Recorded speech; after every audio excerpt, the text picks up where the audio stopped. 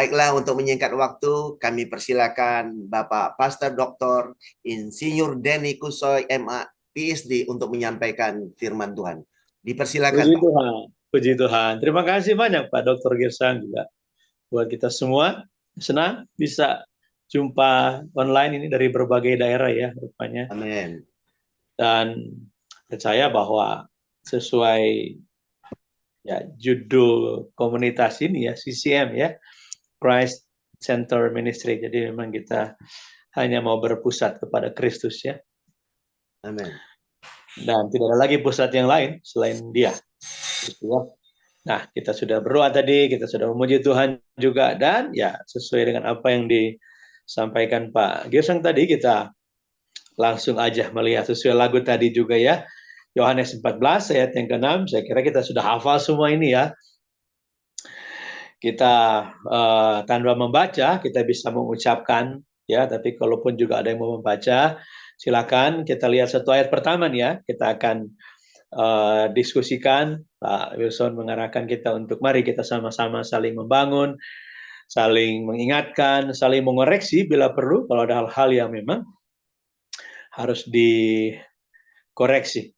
Ya, tapi percaya kalau kita semuanya berpusat kepada Kristus, maka biar ya Kristus juga yang mengoreksi kita hari lepas hari. Yohanes 14 ayat 6, biar saya baca buat kita, mengulangi lagi ya. Kata Yesus kepadanya, akulah jalan dan kebenaran dan hidup.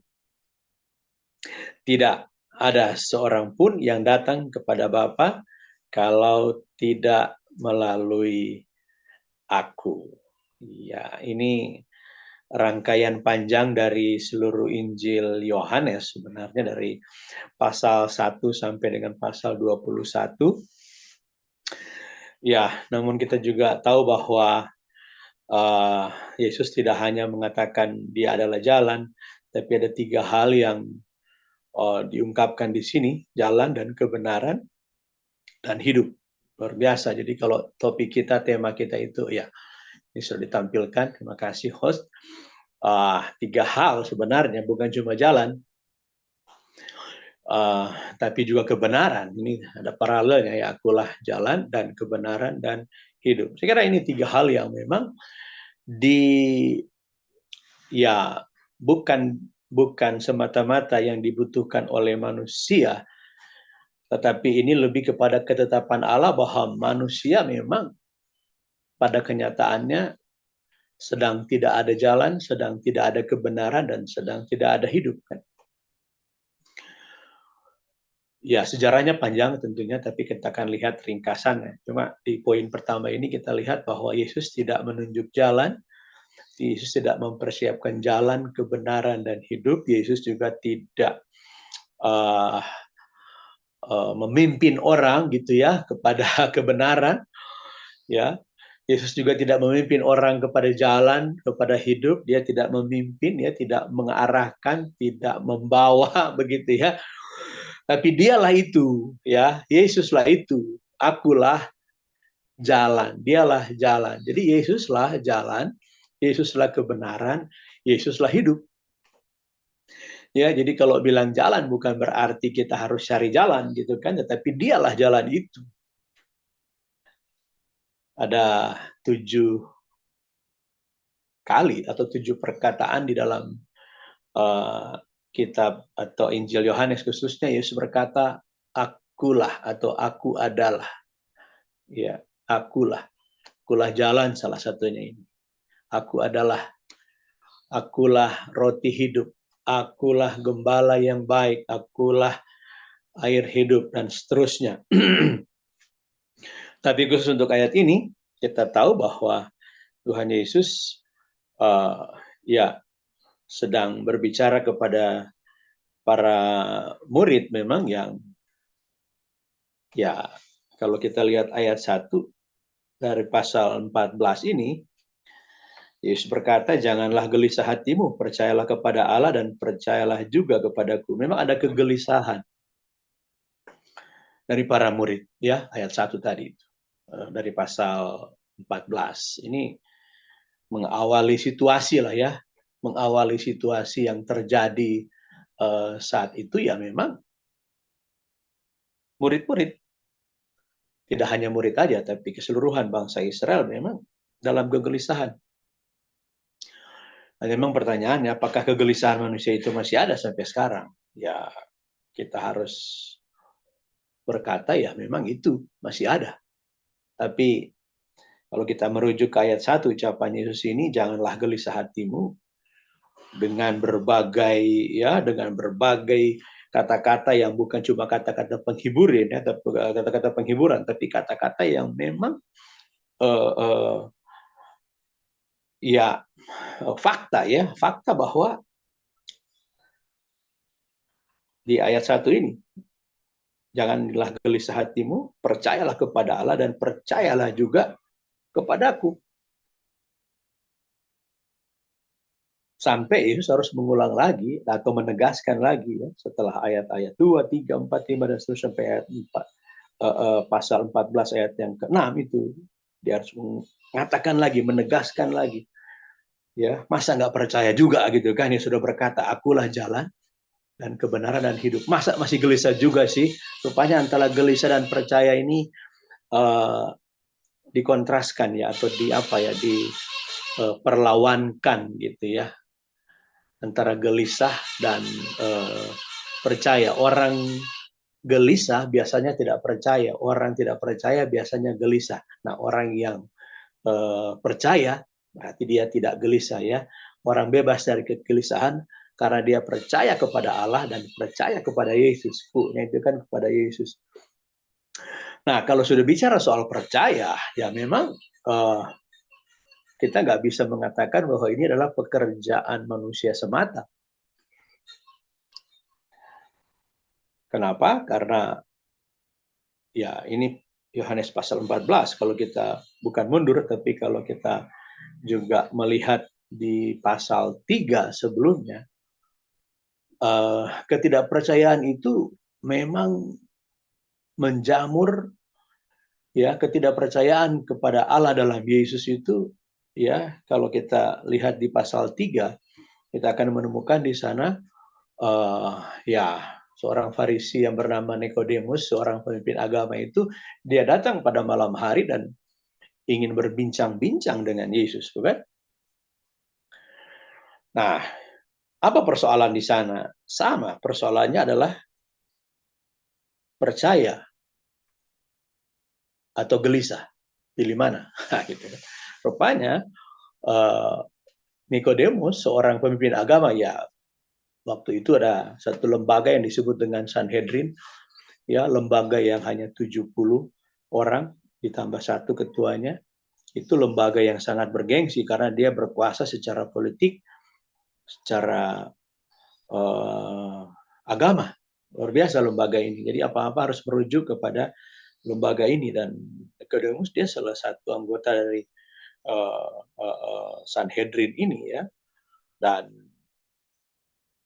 kalau Yesus berkata, Yohanes 14 itu jangan gelisah hatimu, maka kita boleh berkata bahwa kegelisahan melanda bukan cuma orang biasa, orang awam, tapi juga melanda orang seperti Nikodemus yang akhirnya memang tidak lagi bisa menahan kegelisahannya itu, dan dia harus datang malam-malam. Apapun motifnya itu, kalau dia datang malam hari ya bisa ditafsirkan. Apakah Yesus terlalu sibuk di siang hari, ataukah dia terlalu merasa beresiko kalau datang di siang hari, bisa kelihatan orang. Tetapi tetap Yesus menerima dia. Yesus tidak melarang dia untuk datang pada malam hari, tapi tetap Yesus menerima dia. Kegelisahan ya melanda semua orang, di kalangan bawah sampai kalangan atas. Kegelisahan. Ya, barangkali kita juga boleh bertanya, kegelisahan itu masih ada nggak sampai sekarang? Kita boleh lihat bahwa gelisah itu berarti tidak percaya kan? Nah, tapi ada juga orang yang percaya masih gelisah. Saya kira tidak percaya. Ya, jadi kalau dia masih gelisah berarti dia sedang tidak percaya. Artinya orang percaya yang gelisah, ya pada dasarnya dia tidak percaya, karena tidak mungkin dia gelisah kalau dia sudah percaya. Nah, menarik kalau kita lihat lagi di Yohanes pasal 3 itu lebih lanjut, dan kita tahu bahwa percakapan itu entah berlangsung berapa lama, tetapi kalau ayat 2 dari pasal 3 itu, Nikodemus itu datang pada waktu malam kepada Yesus dan berkata, "Rabi, kami tahu bahwa engkau datang sebagai guru yang diutus Allah. Sebab tidak ada seorang pun yang dapat mengadakan tanda-tanda yang engkau adakan itu jika Allah tidak menyertainya." Ya rupanya memang mujizat atau tanda-tanda yang dibuat Yesus sudah menggemparkan dan itu membuat dia semakin gelisah ternyata. Dan Yesus tidak meresponi uh, ya perkataan atau pernyataan dari Nikodemus di ayat 2 itu. Ayat 3 Yesus langsung menjawab, ya Yesus menjawab, katanya, menjawab siapa? Menjawab Nikodemus tentunya. Aku berkata kepadamu, sesungguhnya jika seorang tidak dilahirkan kembali, ia tidak dapat melihat kerajaan Allah. Wah, ini Yesus tidak meresponi kata-kata Nikodemus, ya. Wah, pujian, kami tahu bahwa engkau datang sebagai guru dan seterusnya di ayat 2 itu. Yesus langsung to the point. Aku berkata kepadamu, sesungguhnya, wah ini luar biasa. Sesungguhnya, saya kira masih berlaku sampai sekarang. Sesungguhnya, ya, jika seseorang tidak dilahirkan kembali, ia tidak dapat melihat kerajaan Allah. Ini poin yang mendasar, saya kira, karena konsep katakanlah keselamatan, ya, jalan, kebenaran dan hidup itu memang harus merujuk pada perkataan Yesus. Dan inilah misinya, yaitu bukan sekedar menyembuhkan orang dari penyakit, bukan sekedar membuat mata yang buta jadi melihat, bukan sekedar membuat telinga yang tuli jadi mendengar, yang lumpuh berjalan. Tetapi ini misi utamanya ini. Jika seseorang tidak dilahirkan kembali, dia tidak dapat melihat kerajaan Allah. Berarti syarat untuk melihat kerajaan Allah, dia harus dilahirkan kembali.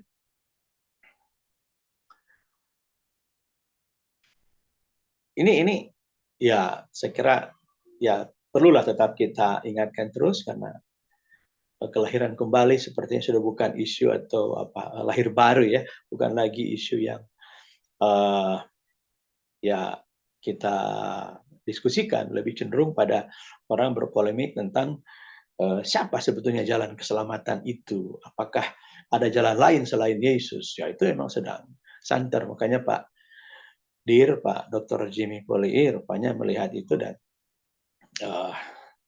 beliau terbeban untuk coba kita bukan memikirkan ulang, ya, tapi untuk bagaimana kita ya menolong orang yang sedang ada dalam kegelisahan. Ya, memang pendekatan psikologi, pendekatan konseling, memang itu bagus, ya, untuk mengatasi orang dalam kegelisahan. Tapi ya bisa saja reda lagi gelisahnya, tapi gelisah lagi, reda lagi, gelisah lagi. Kegelisahan dari seorang anggota Sanhedrin ini, seorang yang sangat bergengsi. Wah, Sanhedrin itu dia harus sangat kaya, dia harus sangat pintar, dia harus sangat suci, ya.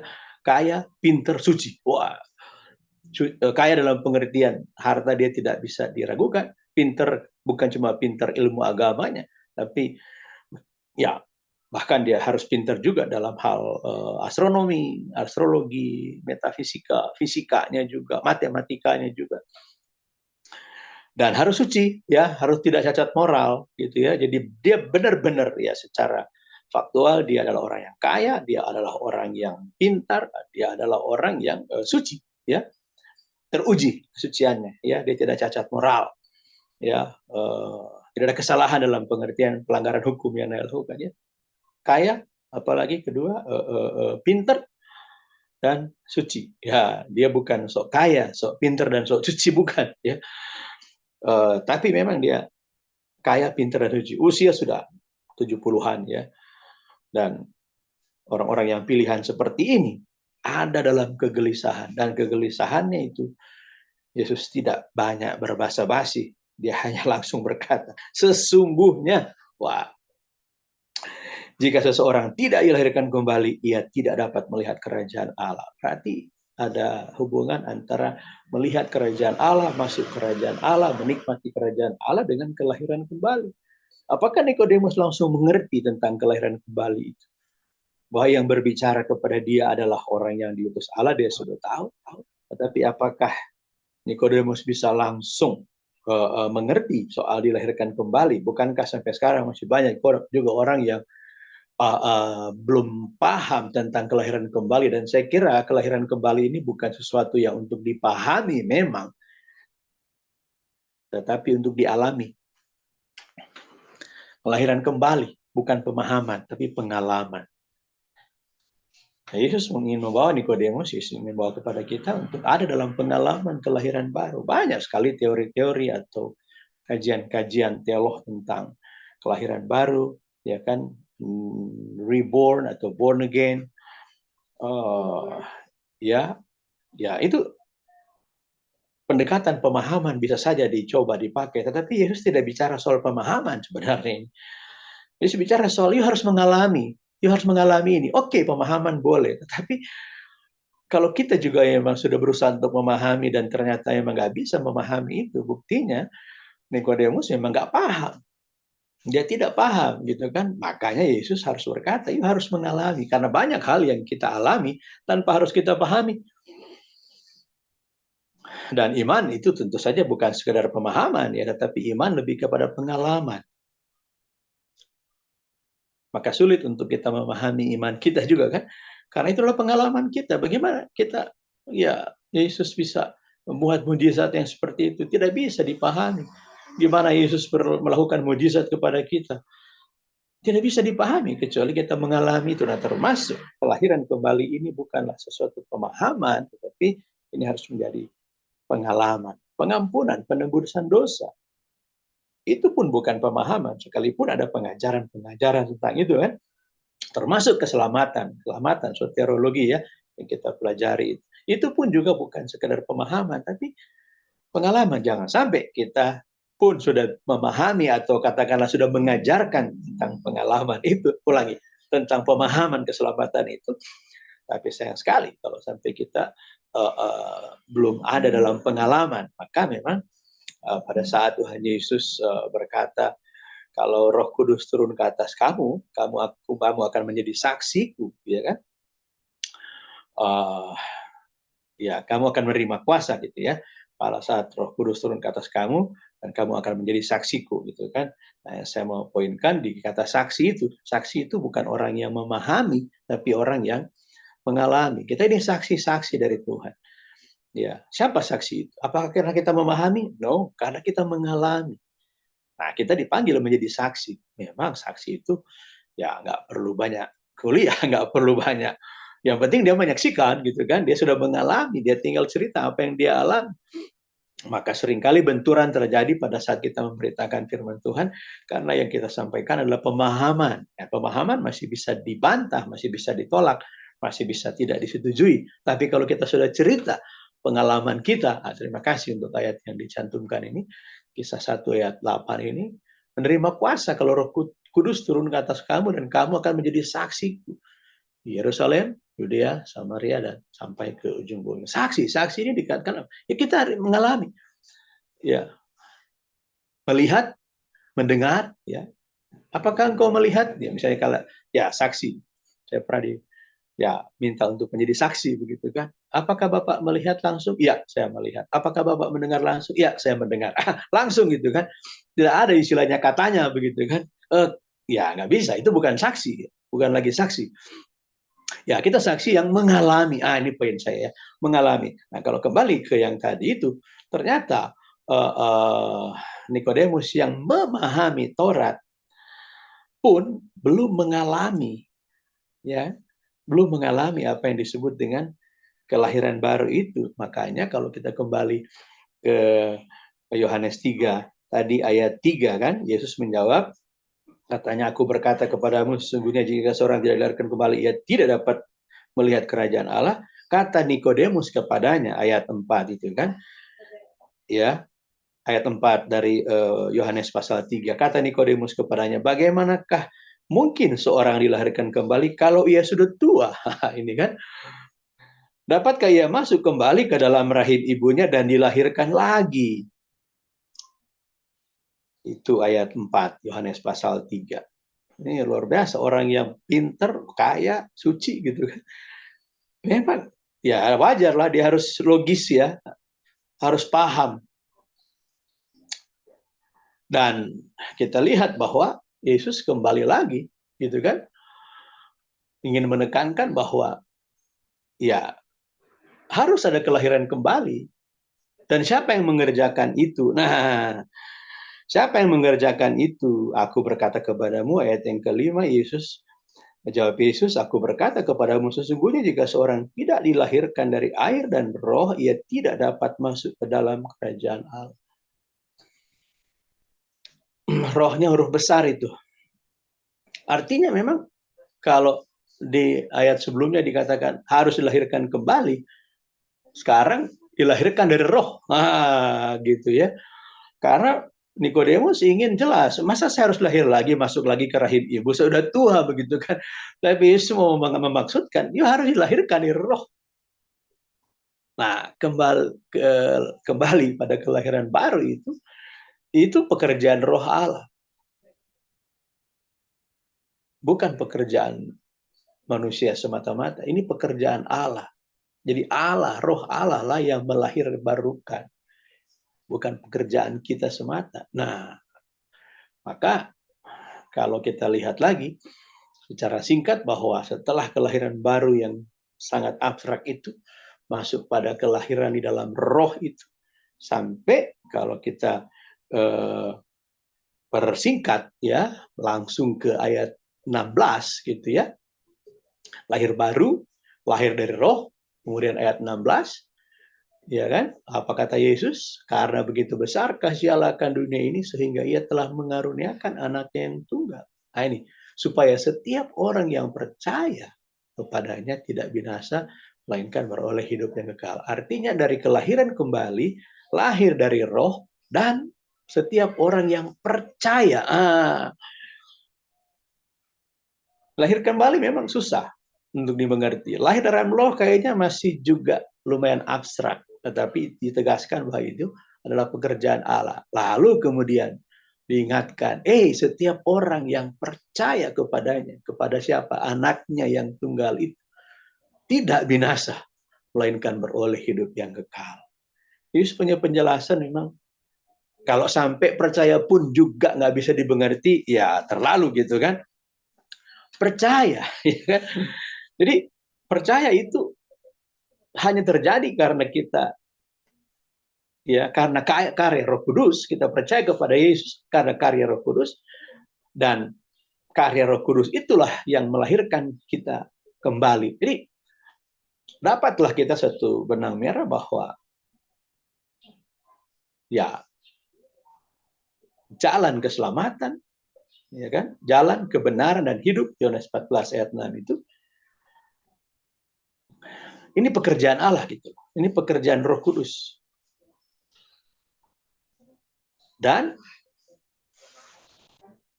hanya satu syarat, percaya. Percaya kepadanya. Percaya. Beriman. Fokus kepada dia. Ya, beriman kepada dia. Berapa persen iman kita kepada dia? Berapa persen percaya kita kepada dia? Harusnya fair dong. Yesus percaya sama kita 100%. Saya yakini. Kenapa? Karena dia mengasihi kita 100%. Ayat 16 itu kan, karena begitu besar kasih Allah akan dunia ini. Kita semua. Dia mengasihi kita berapa persen? 100%. Apakah dia percaya kepada orang yang dia kasihi? Oh pasti. Sama. Kita hanya bisa percaya kepada orang yang kita kasihi. Nggak mungkin kita percaya kepada orang yang tidak kita kasihi. Artinya dia begitu percaya kepada kita. Dia mengasihi kita 100%. Itu artinya dia percaya kepada kita 100%. Sehingga ia telah mengorbankan anaknya yang tunggal. Supaya setiap orang yang percaya. Ini sebagai respon. Atau dengan kata lain, setiap orang yang mengasihi. Ya kan? Dia begitu mengasihi kita. Setiap orang yang mengasihi dia. Ya, percaya kepada dia. Sama. Dia begitu mengasihi, artinya dia percaya kepada kita. Kita juga begitu mengasihi, artinya kita percaya kepada dia. Ini juga bukan pekerjaan kita, ini juga pekerjaan dia. Kita tidak binasa, melainkan beroleh hidup yang kekal. Rupanya kebinasaan ini yang menjadi dasar kegelisahan orang, termasuk Nikodemus. Takut mati. Gimana nanti kalau saya mati? Binasalah saya. Sampai sekarang, entah sampai kapan, kegelisahan terhadap kebinasaan ini akan terus menghantui. Tapi secara sejarah, kita melihat apakah atau adakah peluang Yesus bukan satu-satunya jalan. Itu kan judul kita ya. Adakah Adakah peluang Yesus bukan satu-satunya jalan, begitu ya. Ini bukan pemahaman manusia, tetapi ini adalah ketetapan Allah bahwa Yesus adalah satu-satunya jalan. Dan setiap orang yang percaya kepadanya tidak binasa. Mungkin harus diingatkan, kita sebenarnya ini binasa. Tapi kita tidak binasa gitu ya. Bagaimana kalau orang yang tidak percaya? Ya binasa. Orang yang percaya tidak binasa, tidak percaya binasa. Kita mau lanjutkan diri kita atau orang-orang lain juga dalam kegelisahan karena ada kebinasaan itu. Biarpun juga dihibur gitu ya. Ya orang yang gelisah karena kebinasaan itu bukan untuk dihibur, tapi memang harus pindahkan dari gelap kepada terangnya yang ajaib. Ya, kita bisa bilang ini sederhana gitu ya. Nah, tapi buat orang yang barangkali menggunakan pemahamannya, maka ini akan sulit untuk dipahami. Maka bicara soal keselamatan, ini yang saya mau ajak kita untuk diskusi ya. Sampai di mana pemahaman itu kita bisa pakai.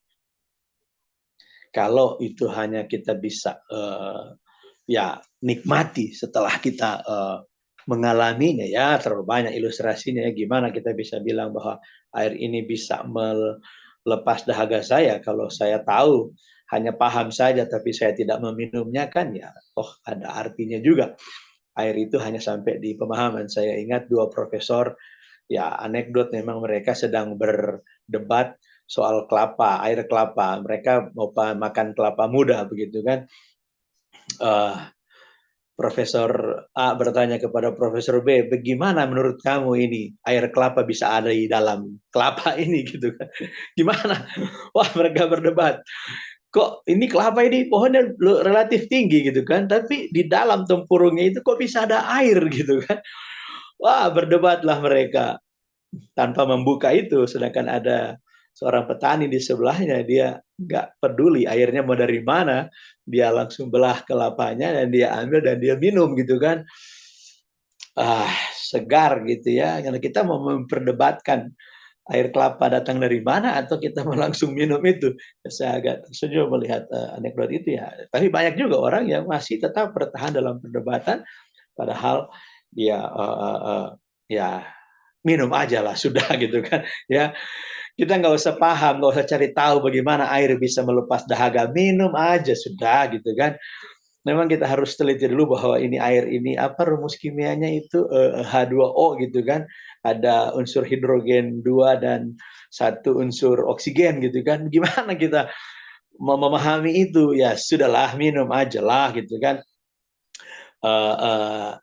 Tapi poin-poin berikutnya juga untuk saya ingin sampaikan untuk membuat ini lebih praktis lagi tentang kembali ke host untuk kembali ke Yohanes 3 ayat 16. Saya ingin melihat dua kata yang menarik dari tiga kata yang menarik dari Yohanes 3 ayat 16, tentu berelasi dengan Yohanes 14 ayat yang ke-6 tentang bahwa Yesus adalah satu-satunya jalan. Dia ditetapkan Allah untuk menjadi jalan, ditetapkan Allah untuk menjadi jalan dan kebenaran dan hidup. Ya, dialah jalan itu, dialah kebenaran itu, dialah hidup itu. Ya, nah, tetapi di pasal 3 ini kita melihat pola kerja Allah. Ya, saya mau poinkan di tiga kata. Yang mana tiga kata yang saya maksudkan adalah karena. Dan kata yang kedua, sehingga.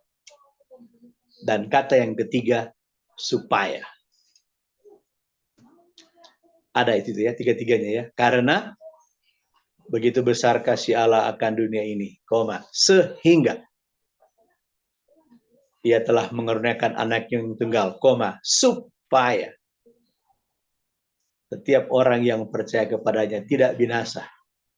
Kalau mau tambah satu lagi, melainkan. Tapi kata melainkan ini sudah bisa disatukan dengan kata supaya. Ya, jadi karena, sehingga, supaya. Karena apa? Sehingga apa? Supaya apa? Itu maksudnya. Karena apa? Sehingga apa? Supaya apa? Ini tiga hal ini. Ada alasannya, ada tindakannya, ada hasilnya. Ini cara kerja Allah, ya. Ada alasan karena, ya kan? Ada tindakan sehingga, dan ada tujuan supaya. Nah, itulah tiga ya. Alasan, tindakan, tujuan. Wah, ini uh, ya hanya untuk menekankan bahwa Allah bekerja ada alasannya, ada latar belakangnya gitu. Apa alasannya? Karena apa? Ya kan? Karena begitu Allah cinta dunia, itu lagunya kan. Karena begitu besar kasih Allah. Ini alasannya. Ini alasannya. Alasan yang harus jelas dulu, ya. Begitupun saya kira ini kita juga harus pada saat kita bertindak karena apa? Karena apa kita ikut CCM? Karena apa kita pergi melayani? Karena apa kita lakukan ini? Karena apa kita lakukan itu? Sama nggak alasannya? Karena begitu besar kasih Allah. Apakah sama alasan kita dengan alasan Allah sehingga Ia mengaruniakan anak yang tunggal itu? Maka saya pikir kalau apapun alasan kita untuk melakukan sesuatu, kalau bukan karena kasih Allah, maka itu bukanlah alasan. Ulangi, apapun yang kita lakukan kalau bukan karena kasih Allah, maka itu bukanlah alasan. Kita boleh cari-cari alasan, tapi kalau bukan karena kasih Allah, maka itu bukanlah alasan. Alasan yang terbesar sampai Ia mengurniakan anak yang tunggal apa? Kasih Allah. Dia begitu mengasihi kita. Karena begitu besar kasih Allah. Jadi apapun yang terjadi, jawabannya adalah karena begitu besar kasih Allah. Mengapa? Jawabannya karena. Karena apa? Karena begitu besar kasih Allah. Banyak pertanyaan, mengapa saya harus begini? Mengapa saya harus mengalami itu? Maka tidak ada lain jawabannya adalah karena begitu besar kasih Allah. Biarlah juga ya, saya coba cek diri sendiri, saya bertindak ini, melakukan ini, karena apa sebenarnya? Ya kalau nggak ada dasarnya, maka itu ya menjadi tidak beralasan. Yang namanya alasan itu kan alas ya, prison, ada alasannya, ada dasarnya. Kalau nggak ada alasannya, itu sama dengan nggak ada pondasinya. Bangun rumah tanpa alasan, tanpa landasan, tanpa fondasi, ya nggak ada alasan. Nah, baiklah kita melakukan apapun, kita ada di CCM. Kenapa? Karena begitu besar kasih Allah. Oh, terlalu panjang sejarahnya. Tentu kita nggak bisa bahas satu-satu. Tetapi sejarah Perjanjian Lama, Allah mengasihi 12 suku bangsa. Sejarah Perjanjian Baru, Allah mengasihi 12 murid. Nah, gitu ya. Kenapa 12 di Perjanjian Lama? Suku bangsa, kenapa 12 murid di Perjanjian Baru? Ya, sudah itu cara kerja Allah. Tapi yang pasti, kepada 12 Perjanjian Lama, 12 Perjanjian Baru, Allah menyatakan kasih. Itu pasti. Dia begitu mengasihi bangsa Israel. Dia begitu mengasihi murid-murid Yesus. Sama seperti kita yang adalah murid-murid Yesus. Dia begitu mengasihi kita. Jadi alasannya itu. Baru ada tindakan. Tidak mungkin ada tindakan kalau tidak ada alasan. Kalau ada tindakan tanpa alasan, ya tadi itu kita membangun tanpa ilustrasinya lah ya. Tanpa ada kekuatan. Makanya orang capek, dia sudah ini lakukan itu. Setelah ditanya, kenapa kamu lakukan itu? Ya gimana ya? Lelah kita melayani kalau nggak ada alasan dan nggak ada alasan lain yang harus kita punyai, yaitu karena begitu besar kasih Allah. Allah mengasihi sehingga ini dia bertindak. Jadi ada alasan, ada reason, ada tindakan. Ini action.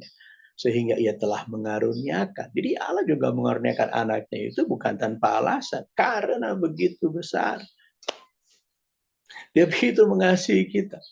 Jadi Allah tetap menjadi dasar ya. Yesus menjadi center dalam pengertian dasar atau bahkan segalanya gitu kan. Seluruhnya dasar dan bangunan adalah Yesus sendiri. Artinya Allah, pada mulanya Allah, bukankah itu di Kejadian pasal 1 ayat 1, pada mulanya Allah menciptakan. Pada mulanya Allah. Jelas itu Kejadian 1 ayat 1. Benar ada masalah muncul pada Kejadian 3, tetapi tidak akan mengubah pada mulanya Allah. Jangan kita rubah pada mulanya masalah. Enggak. Gitu ya. Kalau kita beranjak, habis di sana ada masalah ini, jadi saya harus begini. Oh, kalau kita sudah menjadikan masalah sebagai alasan, biasanya tindakan juga akan bermasalah. Bukan karena masalah kita bertindak, tapi karena Allah kita bertindak. Itu dia. Ya, makasih. Pada mulanya Allah, gitu kan. Ini Kejadian 1 ayat 1. Pada mulanya Allah. Pada mulanya Allah. Nah, ini rupanya yang dikembalikan oleh Yesus kepada Nikodemus gitu kan. Ini perkataan Yohanes 3:16 masih dalam rangka respon Yesus kepada Nikodemus yang mengerti betul tentang Taurat gitu kan. Dia paham, dia ahli agama, ahli Taurat juga. Pada mulanya Allah. Sekalipun rujukan manusia sekarang bergeser bukan lagi pada mulanya Allah, pada mulanya masalah. Makanya orang mencari apa masalahnya dan kemudian juga mencari akar masalahnya. Terus kita mencari akar masalah. No, kita harus kembali pada mulanya Allah. Jadi bukan pada mulanya masalah, tapi pada mulanya Allah. Hanya memang di kelas pernah saya sampaikan, entahkah itu penelitian ilmiah, apakah itu skripsi, apakah itu tesis untuk S2 dan disertasi untuk S3, itu bab 1, bagian 1 itu langsung latar belakang masalah. Selalu itu. Semua karya ilmiah itu pada awalnya, pada mulanya masalah. Harus ada masalah. Jadi sepertinya konsep berpikir kita sudah diarahkan pada harus ada masalah, kemudian ada action. Ya, jadi the reason is the problem gitu kan. Jadi alasannya adalah masalahnya, baru kemudian muncul action untuk solving the problem. Enggak, ya pada mulanya Allah. Jadi bukan lagi Allah. Kalau jadi masalah yang jadi dasarnya dan bukan lagi Allah, maka tindakannya juga adalah untuk mengatasi masalah. Akhirnya kita akan capek mengatasi masalah karena masalah ada akarnya, akarnya masalah ada akarnya, terus semakin ya banyak muncul masalah begitu kan, karena kita terus akan mencari masalah. Maka Yohanes 3:16 sepadan dengan Kejadian 1 ayat 1, pada mulanya Allah atau pada mulanya kasih Allah. Karena begitu besar kasih Allah. Luar biasa. Dan atas dasar itulah, atas dasar pada mulanya Allah itulah kemudian muncul action gitu kan. Jadi ada reason, ada action. Ada alasan, ada tindakan. Luar biasa. Tindakan Allah bukan karena melihat masalah manusia. Allah bertindak bukan karena manusia ada masalah. Allah bertindak karena dia mengasihi manusia. Bukan karena ada masalah. Sekali lagi, biarlah kita bertindak bukan karena ada masalah, dan tidak membesar-besarkan masalah karena memang hanya Allah yang besar. Di dalam pengertian dia harus ditinggikan. Dia yang pada mulanya, bahkan dia yang adalah awal, kalaupun ada akhirnya, dia juga akhirnya kan. Dan Yesus berkata di kitab Wahyu itu kan, akulah Alfa dan Omega, akulah yang awal dan yang akhir. Jadi pada awalnya Yesus, pada akhirnya Yesus, pada awalnya Allah, pada akhirnya Allah. Jadi seluruh rangkaian kehidupan manusia itu, ini dia. Jadi apapun yang menjadi tindakan kita, ya saya juga. Nah, kalaupun saya harus bertindak, biarlah saya bertindak karena Allah. Jadi Allah dan Yesus memang nggak bisa dipisahkan. Jadi kalau orang bertanya, apakah ada jalan lain selain Yesus? Sama juga kita mau bertanya, apakah ada Allah lain selain Allah? Sepasti itu, sama.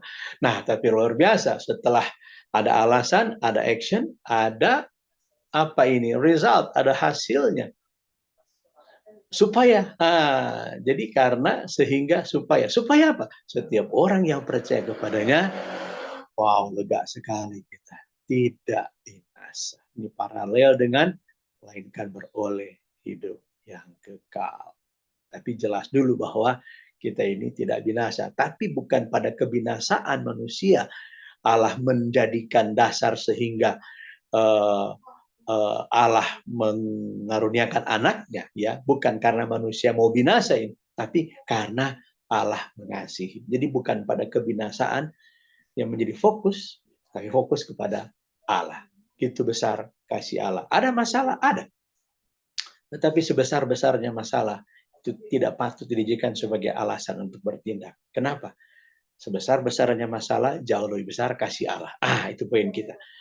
Kasih Allah. Ada masalah? Ada masalah. Tetapi mari kita selalu jadikan kasih Allah sebagai dasar tindakan kita. Jadi 3 poin.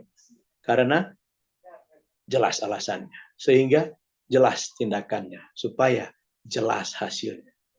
Setiap orang yang percaya kepadanya, kita semua tidak binasa. Dan ada hidup yang kekal. Ada enggak jalan yang lain lagi? Dan kita bisa diselamatkan. Ya, Kisah Para Rasul 4 ayat 12. Tidak ada nama lain. Gitu kan? Barangkali ini sebagai ayat penutup ya. Setelah Yohanes 3, Yohanes 14, Kisah Para Rasul 4 ayat 12 ya. Setelah Yesus bangkit, naik surga, Roh Kudus dicurahkan, ini para rasul bertindak. Kisah Rasul 4 ayat 12. Kisah Rasul 4 ayat yang ke-12. Saya baca untuk kita. Bentar lagi habis ya, berapa menit lagi lah sesuai jatah waktu. Oke. Dan keselamatan tidak ada di dalam siapapun juga selain di dalam Dia. Sebab di bawah kolong langit ini tidak ada nama lain yang diberikan kepada manusia yang olehnya kita dapat diselamatkan. Ini para rasul dengan tegas ya.